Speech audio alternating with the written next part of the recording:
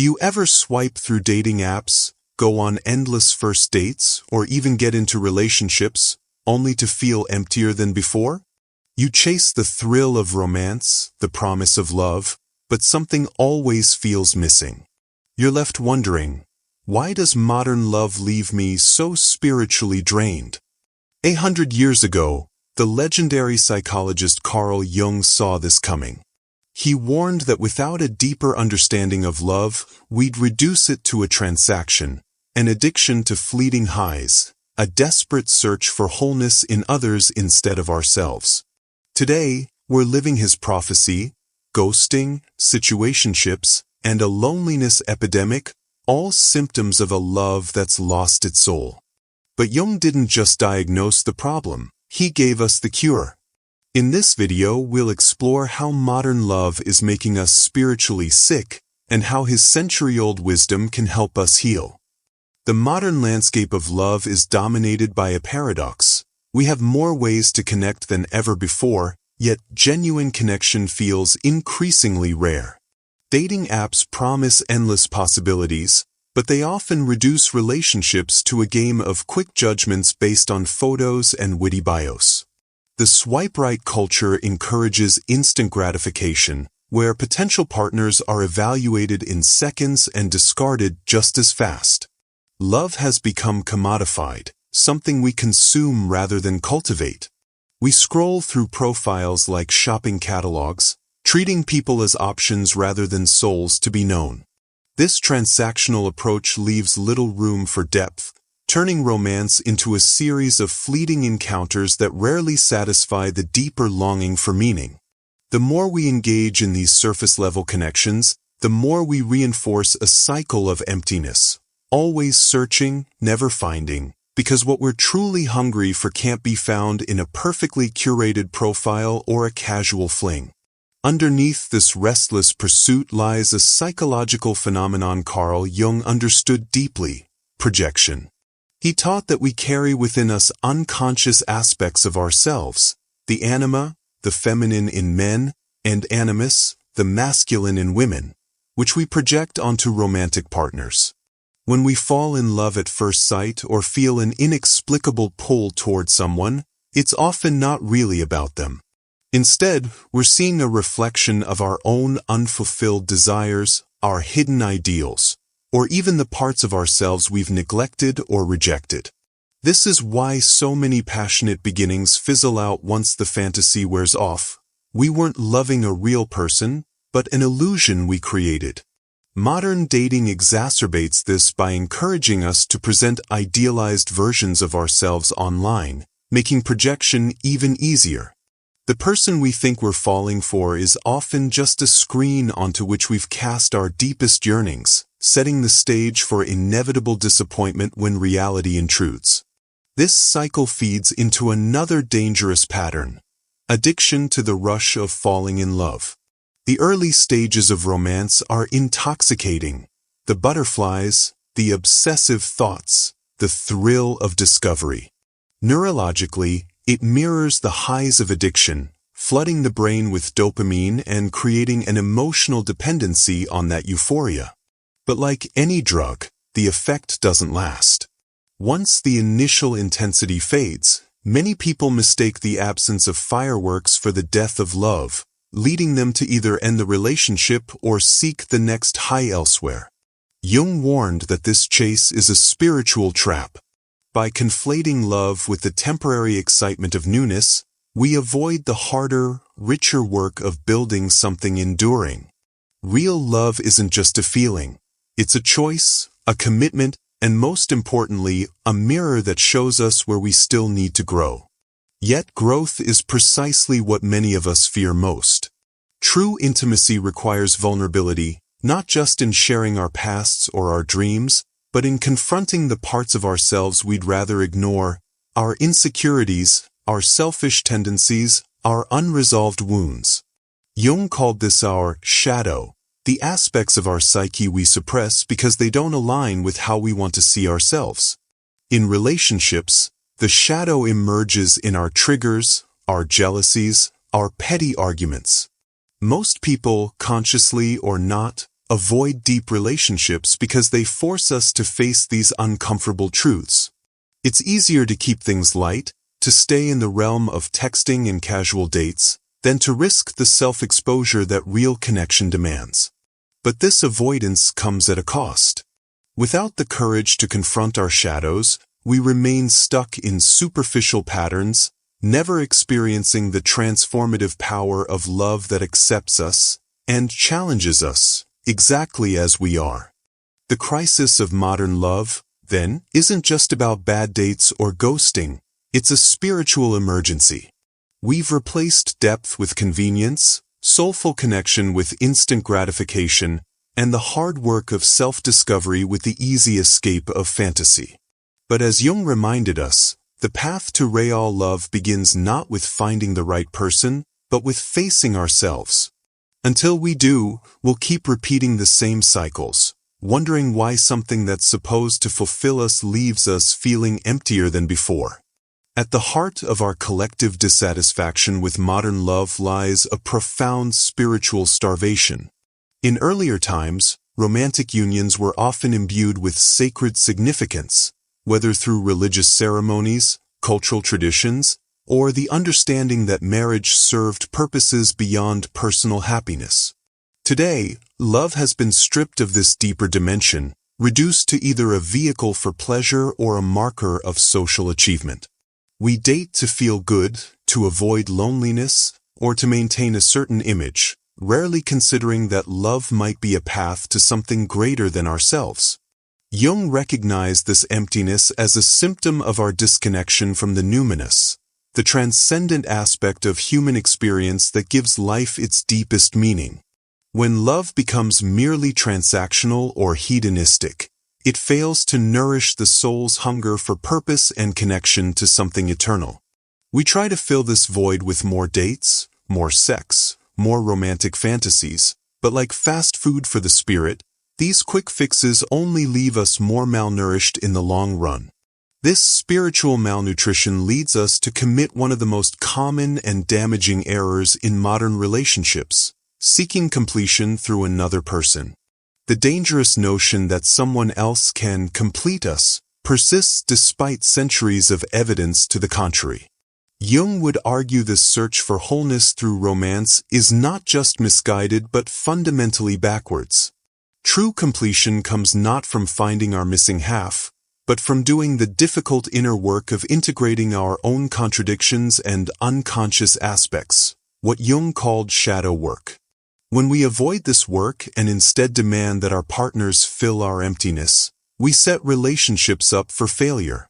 No human being can bear the weight of being someone else's salvation.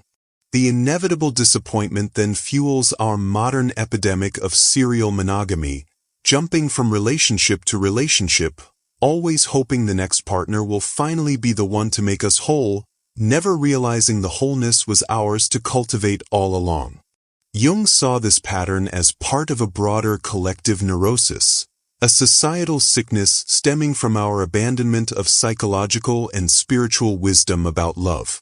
In traditional societies, even arranged marriages recognized that love was something that could grow over time, not just a feeling that either exists or doesn't.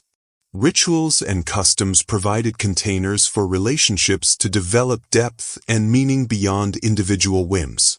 Today, in our hyper-individualistic culture, we've thrown away these containers without understanding their value. We worship romantic spontaneity and chemistry while dismissing the wisdom that saw love as a sacred craft requiring patience, discipline, and communal support. The result is what Jung might call a society of eternal adolescence, chronically disappointed by reality because we've been taught to expect love to be effortless magic rather than a conscious, sometimes difficult collaboration between two growing individuals. His famous words, "Where love rules, there is no will to power, and where power predominates, there love is lacking," cut to the core of why modern relationships so often fail to satisfy. In an age obsessed with personal optimization and self-interest, we've turned love into yet another arena for exercising control. We approach dating with strategies, play hard to get, keep score, and carefully calculate what we're getting versus what we're giving. Social media exacerbates this by encouraging us to perform our relationships rather than live them. All these are manifestations of the will to power, the ego's drive to dominate rather than surrender, that Jung warned destroys love's true potential. Real love, in the Jungian sense, requires surrendering this need for control, not in a way that makes us doormats, but in a way that allows something greater than our individual egos to emerge between two people. It's this surrender that modern culture, with its emphasis on personal boundaries and self-protection above all else, struggles to understand or value. The emptiness we feel in contemporary relationships is more than just personal dissatisfaction. It's the soul's protest against a loveless world. Not loveless in the sense of lacking romantic encounters, but in the original meaning of the word, devoid of the kind of love that connects us to our deepest humanity and to each other. Jung's diagnosis reminds us that until we restore the sacred dimension to love, until we stop using relationships as means to egoic ends and start seeing them as vessels for mutual growth and connection to something transcendent, we will continue to hunger in the midst of plenty, lonely even when coupled, and spiritually malnourished in an age of romantic excess. The cure begins with recognizing that our dissatisfaction isn't a personal failing, but a sign that we're meant for a love far deeper than what modern culture has sold us.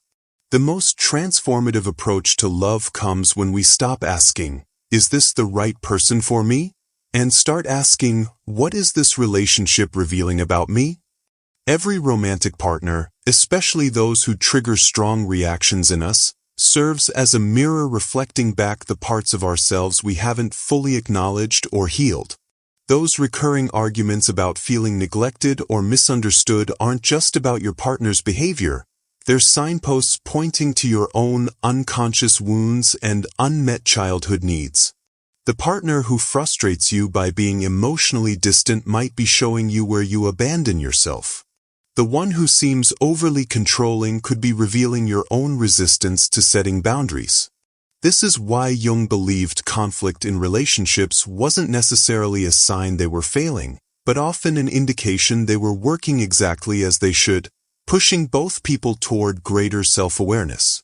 The spiritually mature approach sees every disagreement not as a threat, but as an opportunity to discover another hidden piece of yourself waiting to be integrated. This process of self-discovery, what Jung called individuation, must precede any attempt at truly loving another. We live in a culture that glorifies finding your other half, but this notion gets love exactly backwards. You cannot healthily merge with another until you've first become whole unto yourself. Individuation means facing your shadows, acknowledging your contradictions, and taking full responsibility for your emotional world rather than expecting someone else to manage it for you. It's the difficult work of sitting with your loneliness rather than rushing to fill it with another person, of learning to comfort yourself rather than demanding constant reassurance from a partner.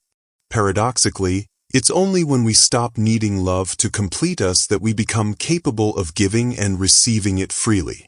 The person who has done their inner work brings an entirely different quality to relationships, not the desperate energy of lack, but the overflowing generosity of wholeness. This distinction points to the crucial difference between sacred love and ego love. Ego love asks, "What can I get?" while sacred love asks, "What can we create together?" Ego love uses relationships as a means to happiness. Sacred love understands that commitment itself is the path to wholeness. The modern emphasis on constant happiness as relationships' primary goal sets couples up for failure, because no partnership can avoid periods of tension, boredom, or difficulty.